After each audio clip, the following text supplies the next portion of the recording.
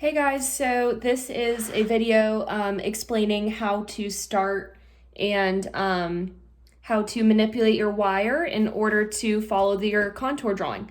So I have my wire right here, and y'all can see I've already started the crust of my pizza. My drawing started on the top left corner, so that's where my wire started. And I have my picture handy just so I can compare my wire to my picture to make sure I'm staying on track.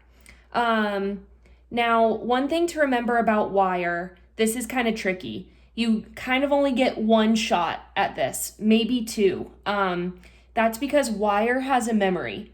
Okay, so if you bend it or manipulate it a certain way, it will remember which way it got bent. So if you try to undo something, you can see that like the two corners that I made in the crust, if I try to straighten them back out, it's still gonna be bumpy. Okay, so once you kind of form a shape, it's kind of hard to make it go back to normal.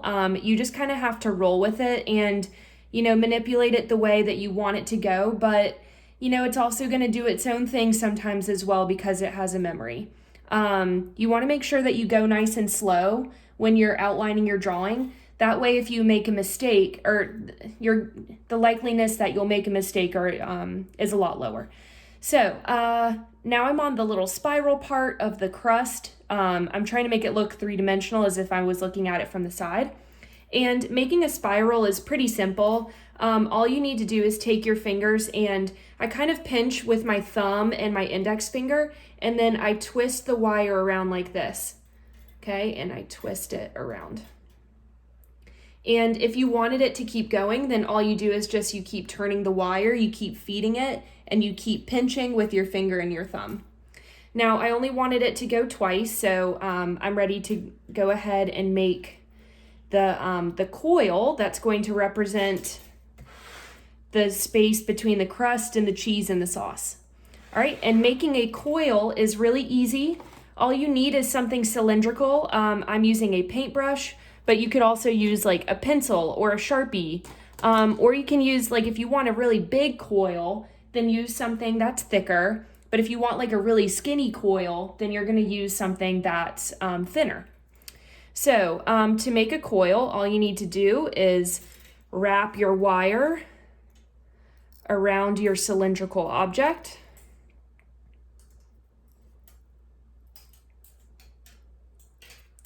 Not too tight because you want to be able to take it out. And then pull the item out. And there you have a perfect coil. That looks pretty good. You can flatten your coil a little bit if you don't want it to be so three-dimensional. You could also bend it so it makes little loops instead of an actual coil, but I kind of like it like this. It looks cool. All right, now I'm making the triangular part. All right, notice I haven't used my pliers yet. Pliers are only good for cutting. The cutting part is right here at the bottom of the pliers. This is what cuts wire. Or if you want to pinch the wire and make like a really sharp angle with it, then the pliers are good. But since these have like kind of their little ridges inside, when you clamp down on the wire, it makes marks in the wire, and I don't think it looks like very good craftsmanship when I do that. So I really only use the pliers if I really need to. But I just like using my fingers. Usually I just pinch with my thumb and my index finger. And now here at the bottom, I'm making a sharp angle. Okay, so I just pinch and I turn. And I want a nice straight line coming back up. And sometimes laying it on the table will get you a good idea of what the contour is looking like.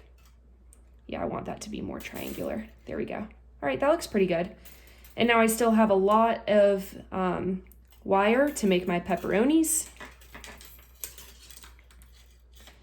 All right, so now I'm squeezing the wire together because I'm trying to make a really sharp turn here. And then I'm gonna open it back up and start making Now let's see, if I want this construction to be a little bit sturdier, I might go ahead and wrap this corner around this little piece right here. So I want them to be connected. I don't want them to be separate. So I'm just gonna take the wire and go up and around the cheese and kind of come down like this. Now do you see that the two pieces are hooked together? There and there? That's gonna help a lot.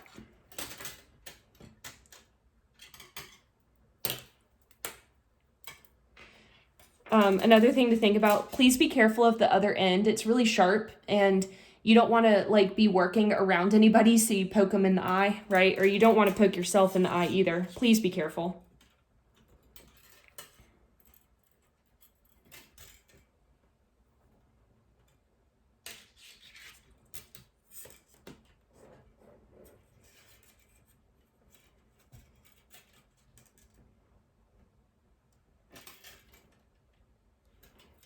All right, and I'm making the pepperonis. I'm just twisting and bending.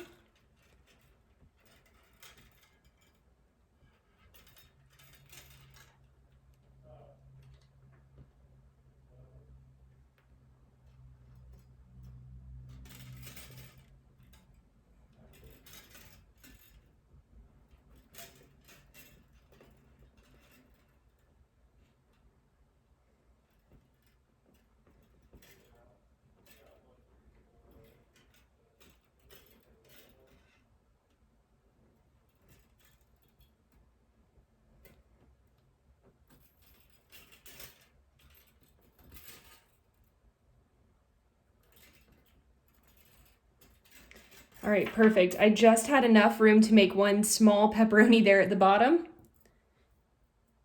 All right, now finishing the sculpture. You should have a little bit left over on your wire.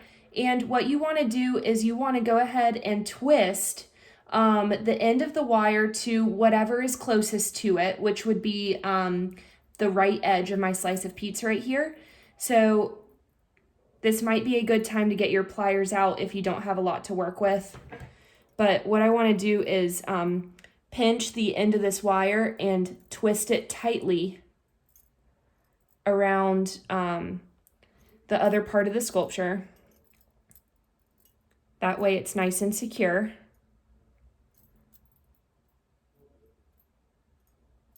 All right. And now I just need to finish it up by kind of adjusting or, moving things around that got maybe loose or anything like that. All right, there's my slice of pizza. Oh, cutting. If you need to cut anything, all you have to do is put the wire all the way into the back of the pliers right here, and then you just clamp down. Obviously, I don't need to cut anything on mine, but just in case you do, that's how you do it.